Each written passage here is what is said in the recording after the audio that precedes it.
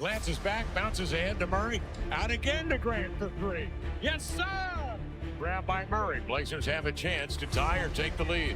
Jeremy Grant bumps it in the post. He's got it in the lane. He hangs, he hunts, and scores between two defenders.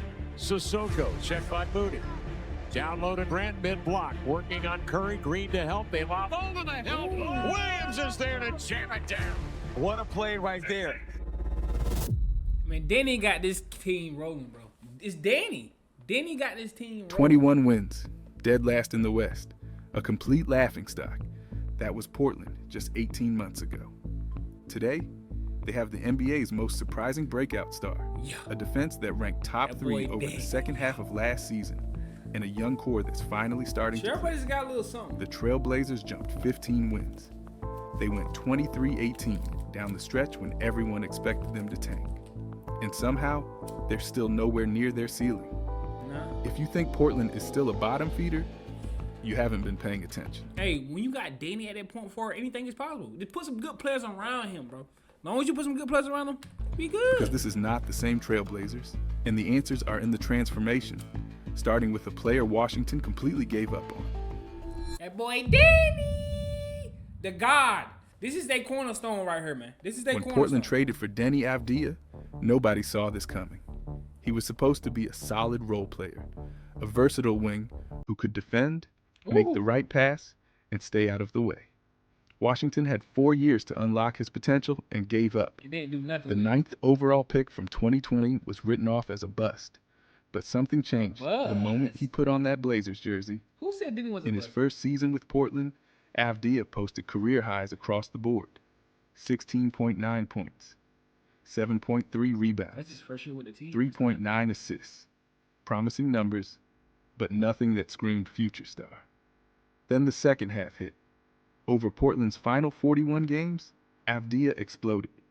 22.1 points, 7.8 rebounds, 4.7 assists. The Blazers went 23-18, and Deni was the engine driving everything. This season, he's taken it even further. Avdija is averaging 25.8 points, 7.2 rebounds, and 6.2 assists. Okay. He's shooting 47.4% with a true shooting percentage of .637, 8th in the league among high-volume scorers. 5. His net on-off rating is a staggering plus 19.7. But here's where it gets ridiculous. He's 3rd in the NBA, in and ones, trailing only Giannis and Shai.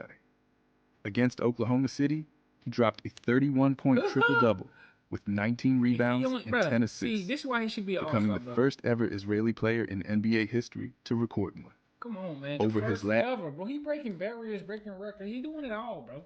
He in that list with names bro. SJ, Giannis, he in there with them names, man. Y'all better, hey, put his respect on Deni name. He better be an all-star, bro. If he don't be an all-star, That's 5 games, 31 points, 10 rebounds, 9.2 assists. Come on, man.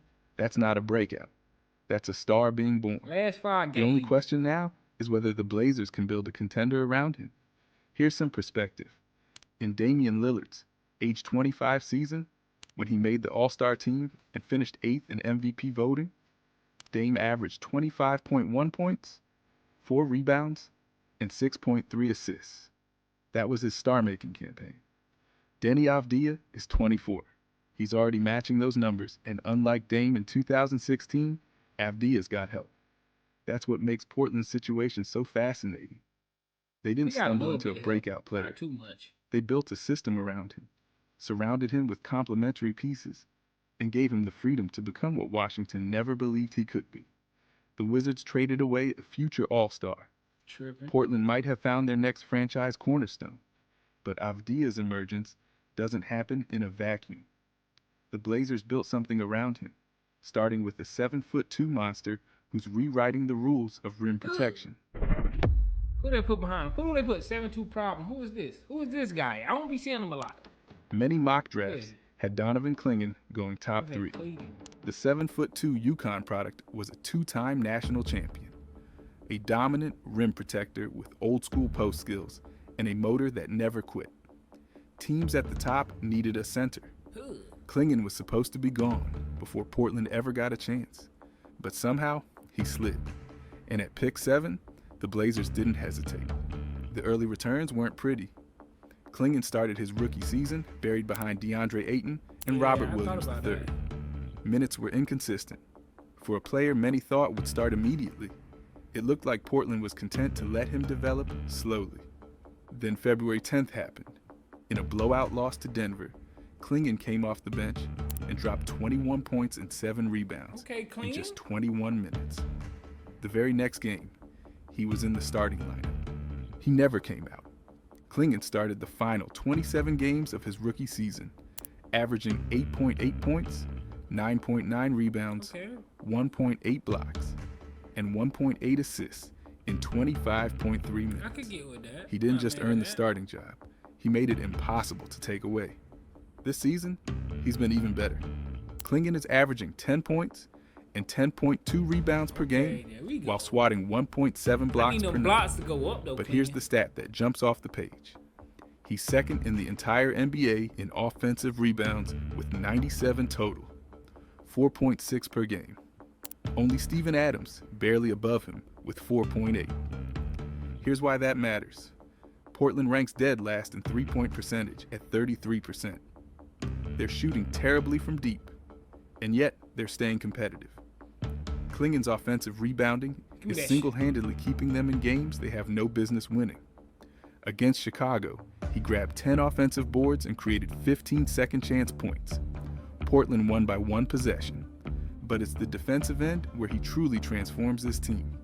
Portland finished last season with a top 3 defense over their final 41 games. That's not a coincidence. Clingan anchors everything. Last year, he led the NBA in contested shots per 36 minutes at 17.6.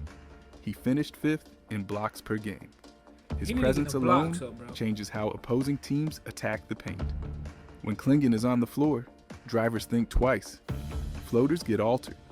Easy buckets disappear. He's not just a good young center. He's becoming the defensive anchor this franchise has needed for years. At 21 years old, Clingan is already one of the most impactful big men in the league, and he's only scratching the surface. But defense doesn't win games by itself. You need firepower, and Portland found it in the most unexpected places, including a $90 million man coming off the bench. That goddamn Jeremy Grant. Portland didn't just get lucky with player development, they made calculated moves. They traded Anthony Simons for a 2-time champion. They bought out DeAndre Ayton to clear the path for Clingan. They brought Damian Lillard home. Every single decision had a purpose. And now the results are showing. Shannon Sharp? Let's start with Shaedon Sharp. Shaedon Sharp is The tough. 7th overall pick in 2022 Shaedon. was one of the biggest mysteries in draft history. He committed to Kentucky, never played a single game, and still went in the top 10. Teams were betting on pure potential. 3 years later, Portland locked him into a 4-year, $90 million extension. Here's why. Sharp is averaging 21.3 points per game this season, 21 whole points a night. And he's doing it off the bench. Read that again. He come off the bench. The Blazers have a $90 million sixth man dropping 21 points per game. He recently exploded why does he come off the bench, though? for 35 against New Orleans. He's playing 30-plus minutes while maintaining his bench role. And at just 22 years old, he's already in elite company. One of only 4 teenagers ever to record 30 points, 7 rebounds, and 7 assists in a game. The other 3, LeBron, KD, Luka. That's the kind of depth that changes everything. Then there's Drew Holiday. When Portland traded for him this summer, most assumed he'd be a veteran mentor, a steady hand to guide the young guys. Maybe play 25 minutes a night and provide leadership. Instead, he's having one of the best offensive seasons of his career. Holiday is averaging 16.7 points and 8.3 assists per game, one of his highest marks since his Pelicans days. He's shooting 38.2% from 3 on a career-high attempt rate. Over his last games, he's dropped 27, 24, and 22 points on elite efficiency. The 2-time champion didn't come to Portland to coast. He came to compete, and his presence has elevated everyone around him, But the depth doesn't stop there. Jeremy Grant has found new life as a super sixth man, leading the league in bench scoring. Toumani Camara is an all-defensive caliber forward who terrorizes opposing wings. Robert Williams III recently put up 14 rebounds and 5 blocks in a spot start win. They got a okay squad. I like the squad.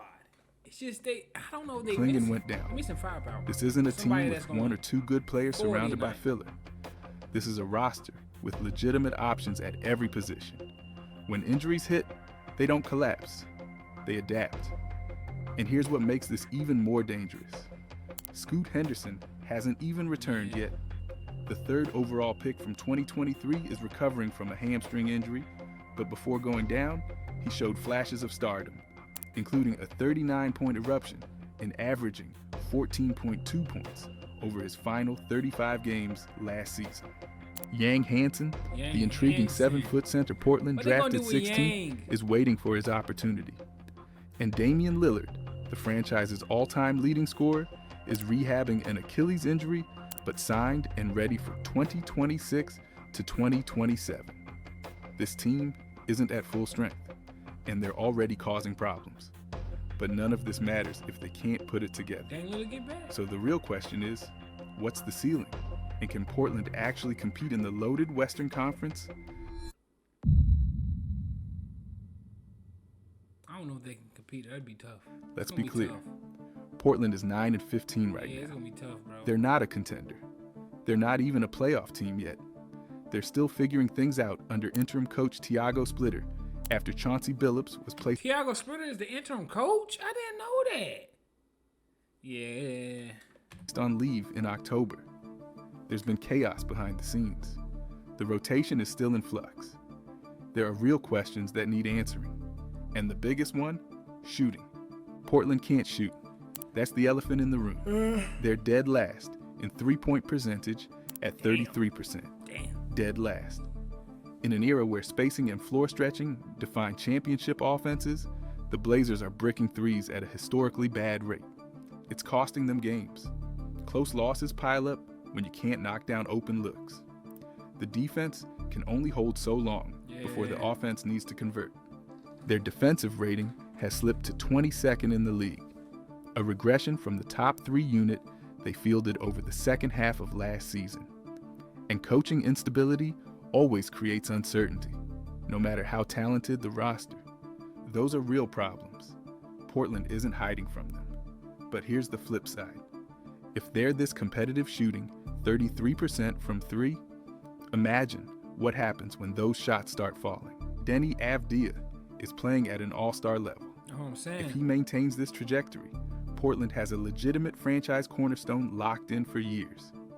Donovan Clingan is 21 years old and already one of the most impactful defensive centers in the league. If he keeps developing, they've got an elite two-way anchor. Shaedon Sharpe is dropping 21 off the bench. If his efficiency improves even slightly, you're looking at a 25-point scorer in his prime. Scoot Henderson showed flashes of brilliance before going down, a 39-point explosion, 14.2 points per game over his final 35 games. When he returns healthy, this backcourt gets dangerous. Drew Holiday brings championship DNA, 2 rings, 6 all-defensive selections, the kind of experience that matters in close games and playoff races. And then there's the wild card nobody's talking about. Damian Lillard is coming back next season, the franchise's all-time leading scorer, the man who carried this team for over a decade. By 2026 to 2027, Portland could have Dame, Avdija, Clingan, Sharpe, and a healthy Henderson, all on the same roster. If everything clicks, and that's a big if, Portland has a legitimate path to the play in this season, and by next year, they could be fighting for a real playoff spot. Here's the context that matters. Portland hasn't made the playoffs since 2021. 4 straight years of lottery picks. 4 straight years of rebuild mode. The franchise bottomed out, traded away its franchise player, and started over from scratch. But this isn't the same team that dealt Damian Lillard. This is a franchise with an identity, a rising star, a defensive anchor, and a young core that's finally starting to believe in something. Wow. The Western Conference is brutal. The Thunder, Western Conference is Rockets, brutal. Yeah, it's brutal. Lakers, Yeah, it's brutal. Nuggets, Yeah. they're not going anywhere. But for the first time in years, Portland isn't just hoping to improve. They're expecting to compete. So here's the question. Portland is back. That's questionable. I don't know about if Portland back or not. I don't know about all A that. year and a half ago, this franchise was dead last in the West. No stars, no hope, no path forward. Today, Deni Avdija is putting up Now, with all-star Deni on your numbers. team, Donovan Clingan is anchoring the defense. Shaedon Sharpe is a $90 million sixth man. And the rest of the young core is only getting better. This is not the same Portland Trailblazers. This is a team that found something in the wreckage of a rebuild. And the rest of the NBA is about to find out. I mean, I ain't gonna lie, bro.